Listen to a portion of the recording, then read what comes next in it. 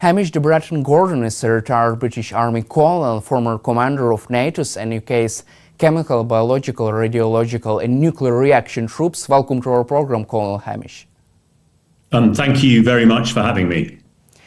Massive explosions hit Russia's Saratov region overnight, striking an oil refinery near Engels Base, 500 miles from the Ukrainian border. On Sunday, Ukrainian drones struck Russia's Black Sea oil terminal in Tuapse. Also on Friday, Ukrainian intelligence blew up key Russia's oil pipeline in the Moscow regions, knocking out power in this area.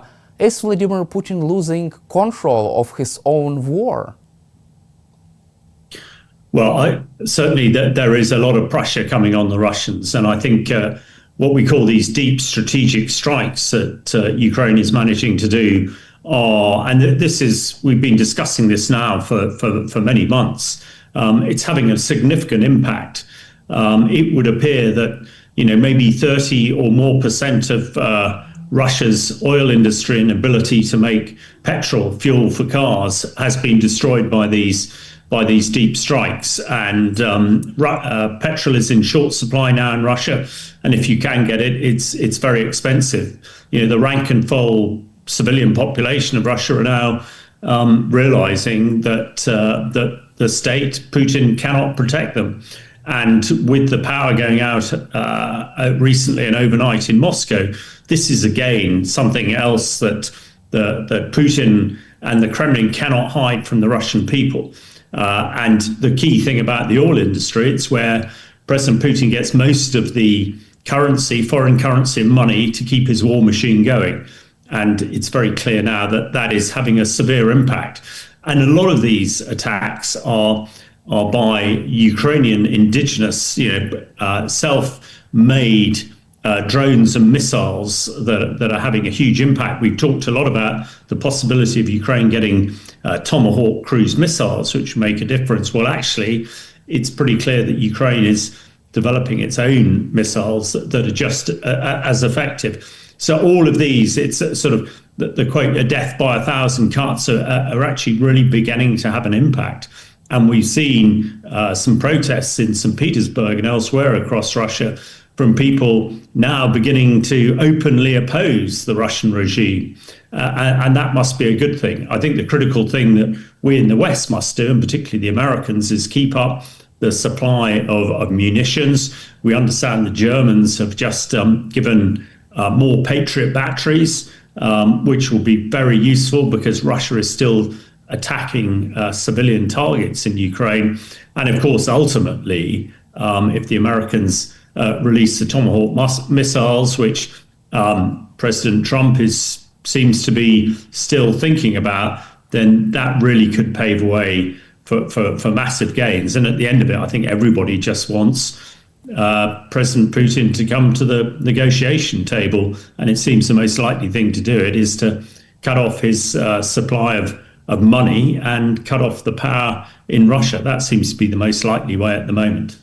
You just mentioned about protests in Moscow and St. Petersburg recently. According to publication by New York Times and The Telegraph, Russia's FSB security service has accused Mr. Khodorkovsky and members of anti-war committee based in London of plotting a coup against Vladimir Putin's regime. They also have accused this group of opposing Russia's war against Ukraine and also planning a capture of power and overthrow of the order in the Russian Federation. Don't you think that Vladimir Putin is closer to such scenario than ever because he decides to continue this war?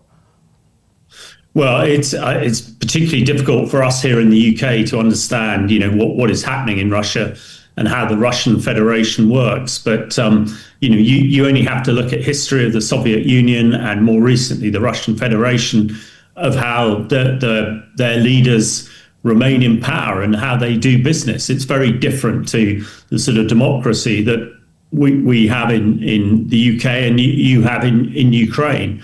Unfortunately, when you have a tyrant like Putin running things and he has his sort of henchmen around him. Any opposition is not back.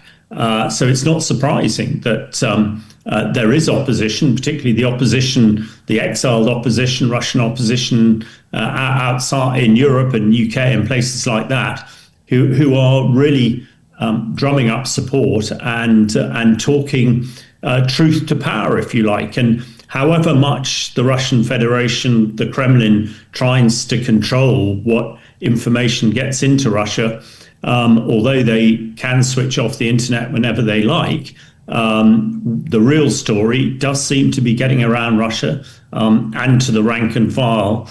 And people are now realizing quite what is happening. So, yeah, I think Putin is realizing he's getting in a precarious position.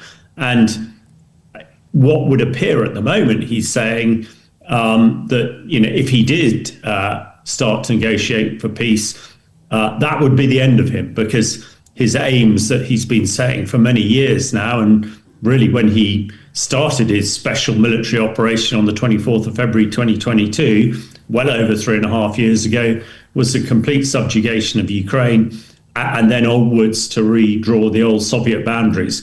Now he's very, very far from that, and he knows better than anybody that Russian dictators who fail very rarely live much longer. So I think Putin is probably now really worried about his own skin more than anything else, and perhaps sees the only way to keep going is by keep fighting this illegal war in Ukraine. But hopefully people in Russia are now realizing the full extent of what is happening, the full extent of casualties, well over 1 million Russian casualties so far, and rising by the day. So yeah, it would appear things are getting really challenging in the Kremlin, and let's hope there are enough sensible heads there to force Putin either out or to come to the peace negotiation table, because ultimately the world desires a just peace for Ukraine,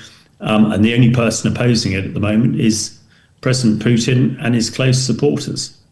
But if Vladimir Putin can't end this war against Ukraine because he can lose power, he could lose his power, his grip on power, how could the war in Ukraine finally end from your perspective, if Putin cannot simply accept a grievous ceasefire deal due to his fear of losing power in Russia? Well, I think it's pretty simple. The West must step up its support to Ukraine. We must give Ukraine absolutely everything it needs to prevail, to convince. If Putin can't be convinced, then those around him.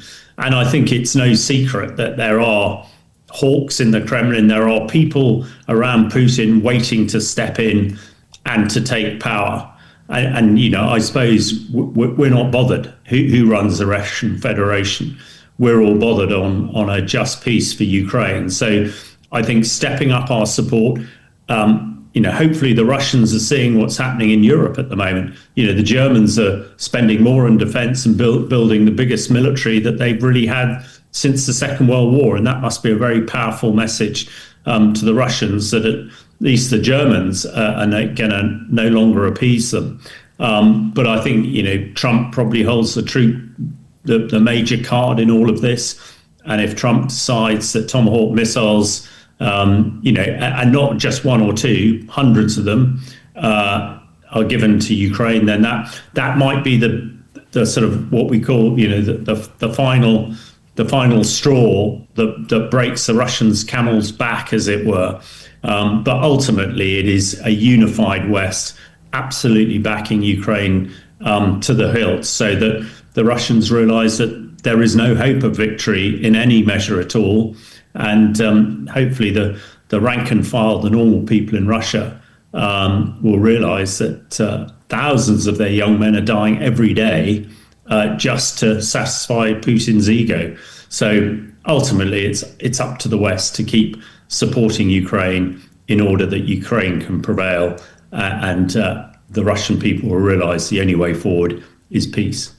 It is also interesting that recently Putin's envoy, Kirill Dmitriev, who recently visited the US, he said that the war in Ukraine would end within 1 year by a peaceful settlement, according to reported by Reuters.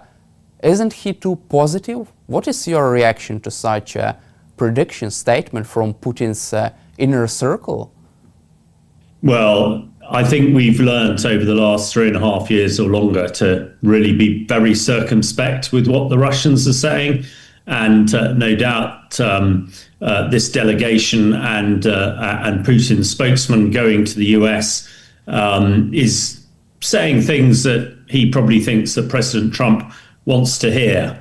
And the fact that he's saying this war will end in a year, well, I mean, that's pretty meaningless, really. I mean, there are no caveats on or no sort of ways and means exactly how the Russians are going to end this war. When you realize that the Russian aim is the complete subjugation of Ukraine. So is he saying that Russia is going to defeat Ukraine in the next 12 months? Well, that seems very, very unlikely. In fact, Russia is losing ground rather than gaining it. So I think it is more to the Russians are trying to appease Trump, trying to persuade Trump that he doesn't really need to do anything more than he's doing at the moment.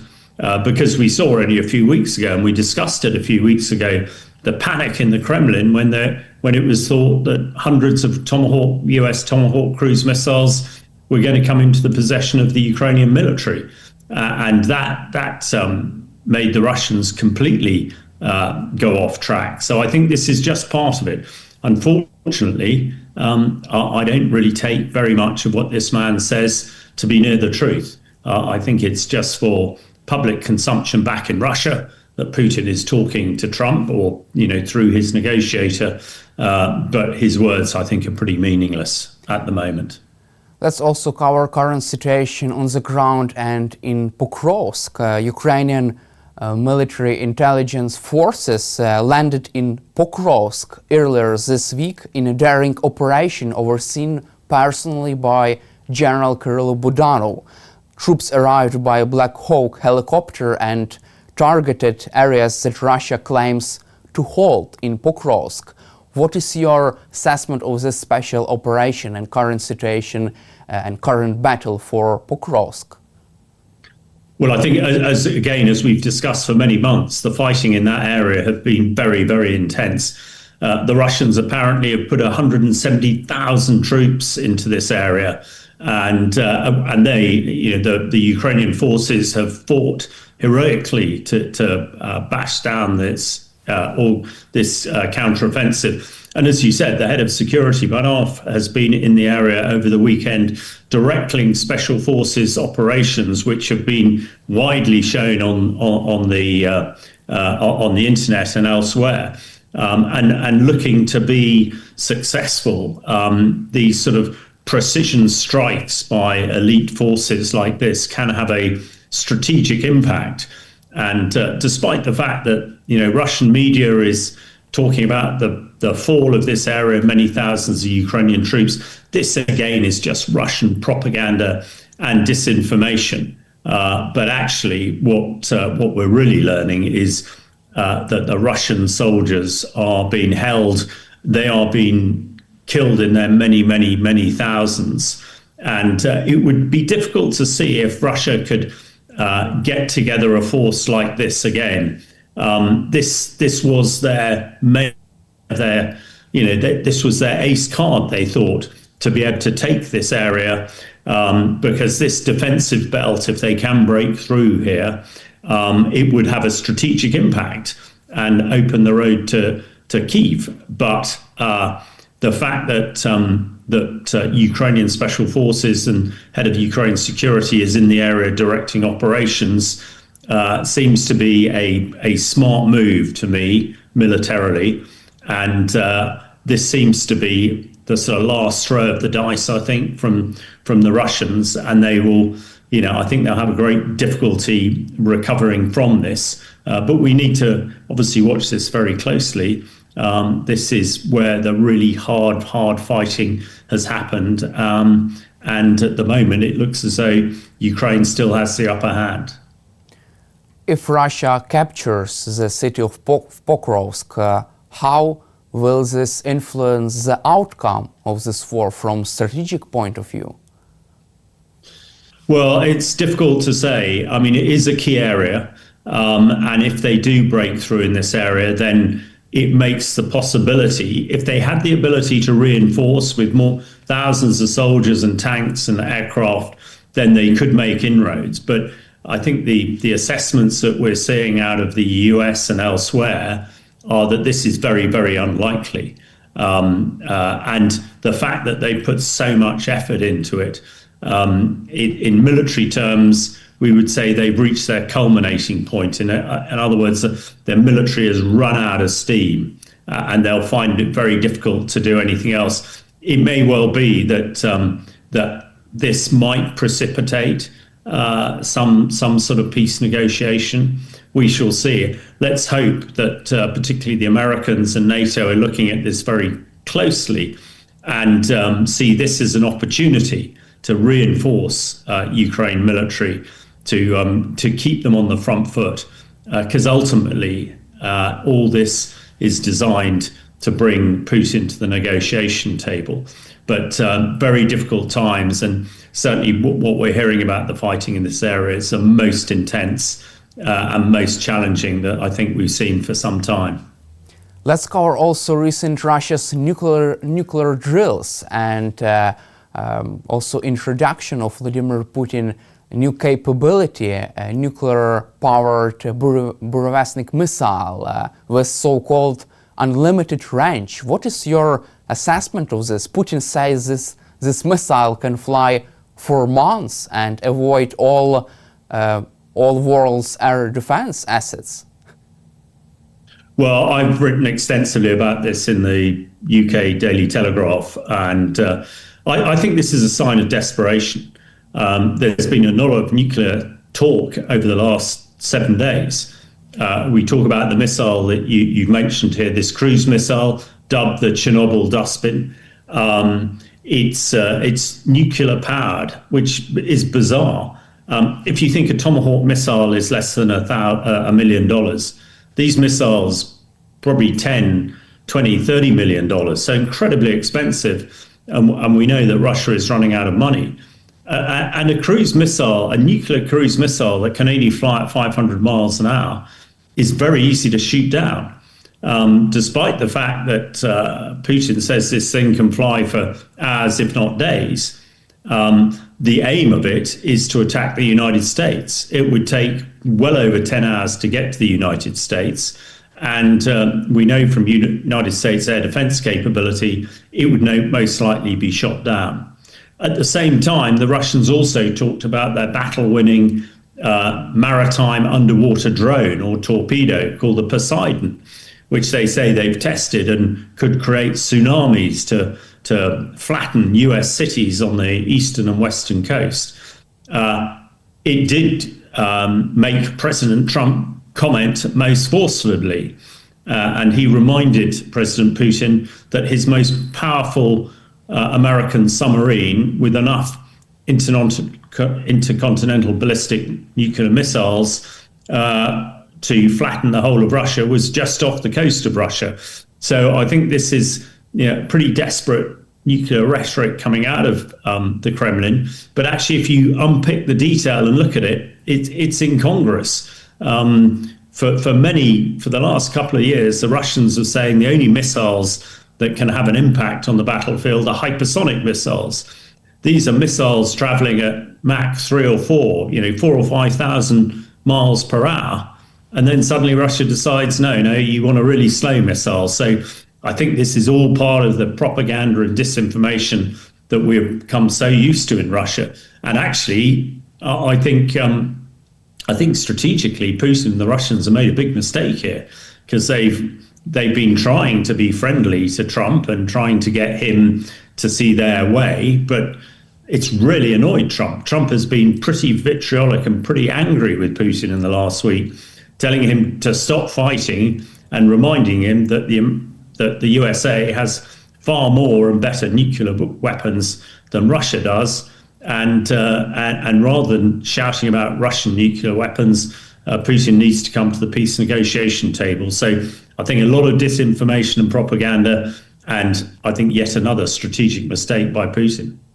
You just also mentioned about these hypersonic missiles, which were also presented earlier by Vladimir Putin as a possible game changer. However, US made Patriot anti-aircraft systems. US Patriots have successfully shut down such Kinjal missiles in Ukraine. These systems were operated by Ukrainian forces in Ukraine. Putin, however, presented this missile as unstoppable one. What is your take on that? Well, I think you make a very good point there, Daniel, that, we've been hearing about these unstoppable Russian hypersonic missiles. And as far as we're aware, the Ukrainians have pretty much shot them all down with US Patriot missiles. And we also hear that Ukraine's getting a load more Patriot missile batteries. So, I think this is a real own goal for Putin. If you are going to use bravado to try and get advantage, you need to make sure that bravado has substance to it. But we're beginning to learn that actually the Russian hypersonic missiles, they might go very fast, but they also get shot down very fast too. And we've seen that the US air defense capabilities are way, way superior to the Russians.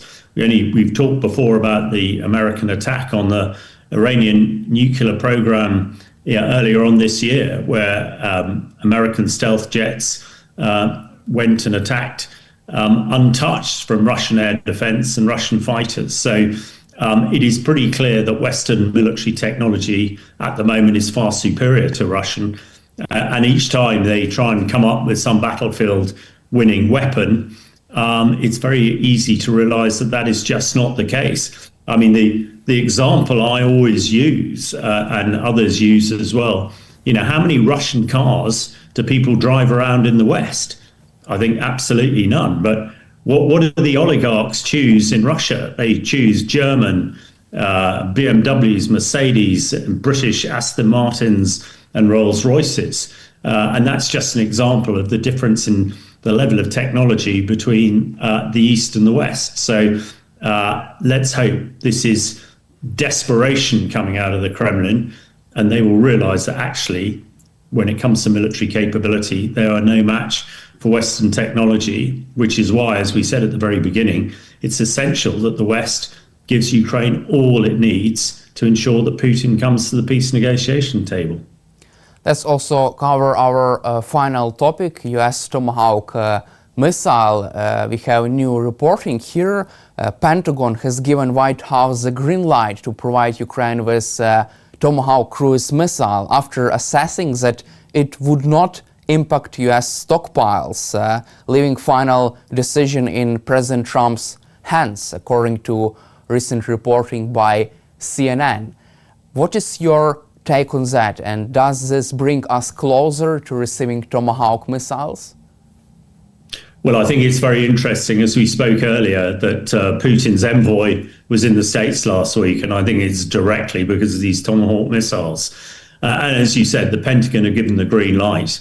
I think there was a concern, and a concern perhaps coming out of the US political administration, that the Americans didn't have enough Tomahawk missiles, but it would appear that they have many, many thousands. And what the Pentagon seemed to be saying is if Trump wants to give a few hundred or more to Ukraine, that wouldn't ultimately affect the US defensive capabilities. So I think that is a big hurdle that has been got over. And if Putin continues to ignore Trump's calls to come to the peace negotiation table, it strikes me it's a very easy decision for Trump now to allow Tomahawks to be used in support of Ukraine, because ultimately I think everybody would be aware that it would still need an amount of US support in order to get Tomahawks launched into Russia. But those issues seem to have been concluded now. So really it would appear it is just up to President Trump to say yes or no. And he has indicated that he is more likely to say yes now than perhaps in the past. And let's hope he does, because I personally believe, and we've discussed many times, that that is the most likely impact that would get Putin to negotiate probably more than anything else. However, President Trump made a new statement on Tomahawk this night. He said that he was not really considering providing Ukraine with Tomahawk missiles at this stage. From your perspective, why does President Trump hesitate to do so? And is he really giving Vladimir Putin last chance to negotiate, to sit at the negotiating table and end the war before providing Ukraine with more deadly cruise missiles? Yeah, no, I think that's exactly what Trump is doing. He doesn't really want to give all his cruise missiles, but he knows that it could make a difference. And of course, President Trump is focusing elsewhere as well at the moment. There is his spat with the Venezuelans at the moment, and a whole host of other issues too.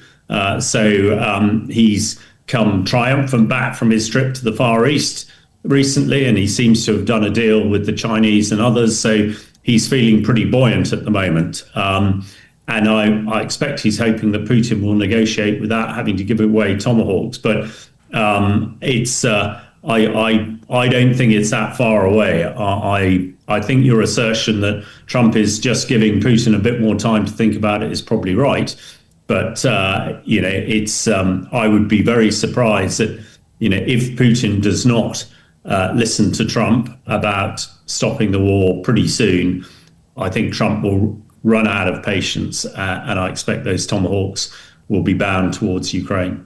Also, we haven't discussed this earlier, but US imposed sanctions against two of Russia's biggest oil companies, Rosneft and Lukoil, and President Zelensky says that these sanctions would cost Russia $50 billion next year. Also, Ukrainian presidential office has estimated that if these sanctions are properly enforced by US, then this would cost Russia up to $100 billion next year. Can Vladimir Putin sustain such economic losses if he just continues to buy new missile and continues to direct to produce so-called unstoppable Burevestnik nuclear-powered missile? Well, you wouldn't have thought so. And I think when you also realize that both the Indian government and the Chinese government have said they're not going to buy Russian oil for the moment, that is another blow. Now, anywhere else in the world, you would say, yeah, this is unsustainable for the Russians. They are going to have to come to the negotiation table. However, you have to consider, Putin and the Kremlin's view. They don't seem to care much for the rank and file, the people of Russia. Despite the fact that they can't get fuel, everything is very expensive, and thousands of people are starving. That doesn't seem to worry Putin and the Kremlin. So any normal country, you would expect, this would bring them to the knees and is unsurvivable. But of course, when you've got President Putin involved, that is just not the case. And the Russians were trumpeting only over the weekend that their gold reserves were worth $700 billion, and they could just spend that. But let us hope that actually people in Russia are realizing what's happening, and with the threat of Tomahawks potentially heading towards Ukraine, this might be enough to make Putin realize that all his ambitions for his special military operation are over, and the best he can hope for is a peace deal now, rather than lose absolutely everything he thinks he's gained over the next year or so. Thank you, Colonel Hamish, for your time and for your support for Ukraine, and glory to Ukraine. Thank you very much for having me, and glory to Ukraine.